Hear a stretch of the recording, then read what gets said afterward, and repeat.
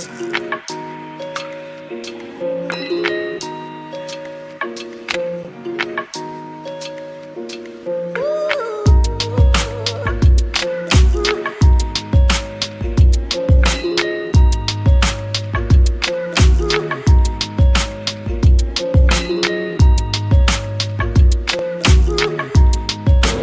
the ground as it is at the moment has a capacity of about 12,000 people, and the new proposals, there's been a lot of talk in the past about something really big, 25,000 or so, but what we found is that what makes a better fit is something between maybe 16 and 18,000. The proposals that we have at the moment are around 16,500.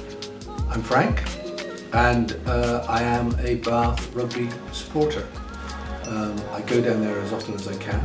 Can't afford it to be a regular season holder, but I do enjoy going down, and I think Bath are a terrific site. It's a terrific location, but it can't survive in its current form because the numbers it's able to take at the ground, and so it has to expand.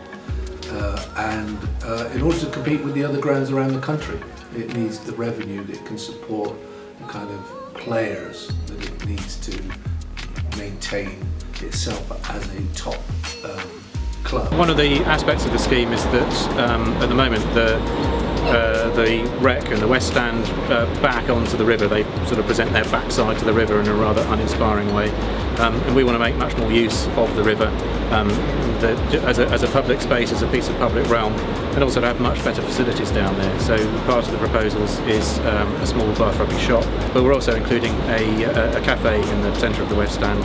So that obviously serves its purpose on a match day, but is extremely useful on non-match days. We want that to be open all year round, so that it makes a nice place to go for a cup of tea, place of lunch, maybe buy an ice cream and enjoy a really nice riverside location. Bath made an absolutely flying start to this game, and they were certainly a little too quick for the referee.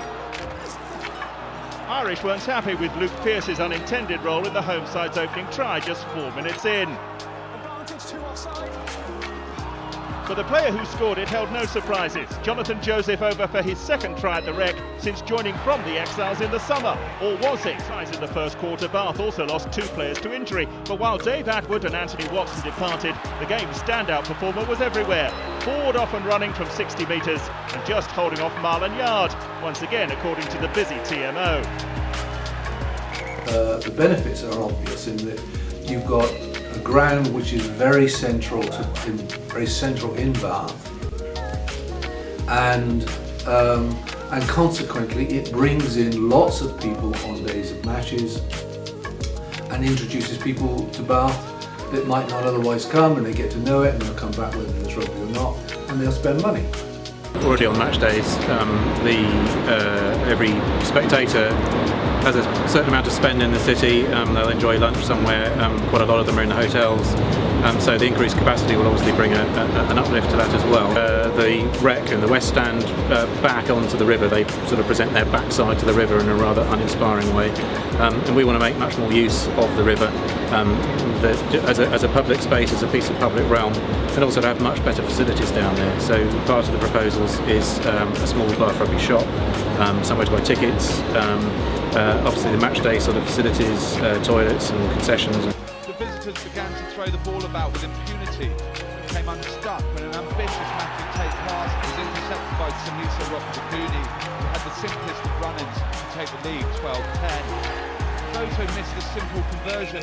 Facilities aren't very good, so all the new facilities will be that much better. All the new stands have roofs on them, so all the seats are covered. And the sort of essential facilities like toilets and bars and things like access for people in wheelchairs and so on are all dramatically improved.